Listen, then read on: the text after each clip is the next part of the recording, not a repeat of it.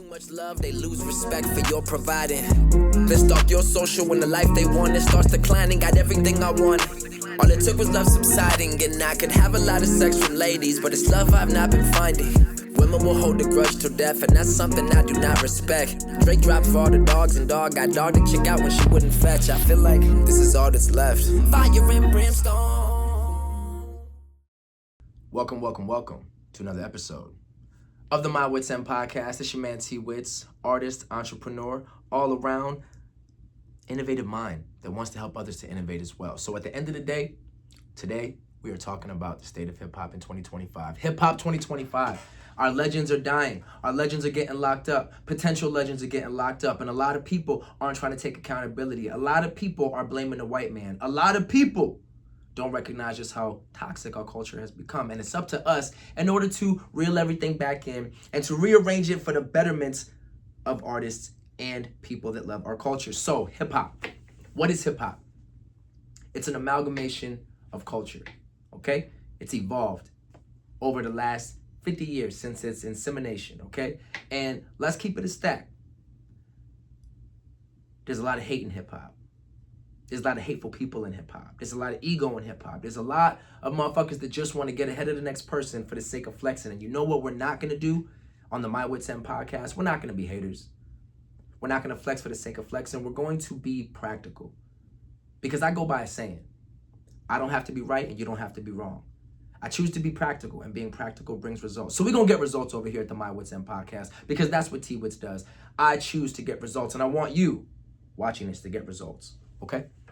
So, all topics that I discuss here, I try to tie back into my business. I started my music company because I got sick and tired of spending money on people that didn't know what they were doing. And they couldn't take accountability for not understanding what they were doing. So now I am the guy I'm the rabbit who got the gun. And now I choose to teach artists the same way that I yearn for somebody to teach me. And that's why we're in a state of hip hop now, because in my personal opinion, keyword, my opinion, I should make a disclaimer. I'm gonna have Trip do a disclaimer. Note to self, have Trip make a disclaimer for the Witz End podcast. Subscribe, like, share to people that you think might benefit from this information, from these opinions, and from this stuff that I do. All right? So, honesty, lack of integrity, greed. This is why the state of hip hop is where it's at, amongst other reasons. But let's keep it real. We did not gatekeep the gatekeepers. I'm not even gonna say we, because I wasn't even born yet. Like, this is a lot of y'all fault. This is a lot of the former generation's fault, who didn't understand what they had before it blew up into something so great. And, you know, whether you want to say it's Jewish executives, whether you want to say it's, corrupt gang leaders, there's a lot of people in charge of hip hop that don't seem to know what's best for hip hop. If you disagree, let me know in the comment section. If you think I'm just talking out of my ass, let me know. If you are an aspiring artist and you need some studio time, hit me up. We do remote mixes as well, Tribe Trinity Entertainment. But yeah, real talk. I choose to be the person that I am when it comes to this music, because I like to think that I'm a smart dude. I think I'm somewhat intelligent, and I could scam people if I wanted to, but that's not what I do here. The scamming is why we are where we are when it comes to hip hop. The faulty contracts, the lack of information being shared. I'm over it. And if you're over it, you should be looking into what T Witz does with Tribe Trinity Entertainment. It all ties back into the business. I try to help artists to recognize that so many went through bullshit so that we don't have to, so you don't have to in 2025 when this episode is being shot. I hope you subscribe and like to the T Witz channel on YouTube. But yeah, I just try to keep artists, from the BS, from the promises, from the broken dreams. And it doesn't mean that you're going to become a megastar rocking with me, but it does mean that I'm going to do my best to keep you focused on integrity, to keep you as an artist focused on what's best for you, making money from your music, being able to do what you want when you want, being held accountable for your responsibilities, and being able to hold other people accountable for what they're supposed to do. There's so many executives that even I myself have met. Shout out to Gotti, rest in paradise. I performed at the DMV Mega Fest back in, I think it was 2017. And he had a company called Adventures Music, and it was a distribution platform. I was so excited, I was happy, but I recognized right away that I would only get out of it what I chose to put into it.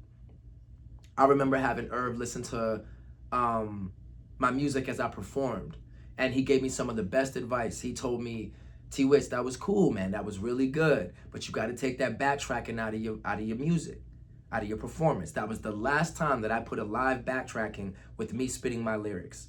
And instead, I chose to challenge myself as an artist, as an MC, and to continuously spit bars, whether I messed them up, whether I stumbled over my words, whether I had to pause for a second, whether I had to play it off.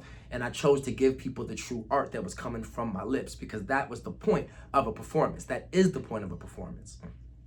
If people just want to listen to the music for the sake of listening, they got the radio all day. They got headphones and they got an iPad and, they got speakers. But when someone is paying to come and see you perform to whatever degree, you put on a show. You show them love back, And it all ties into the mission.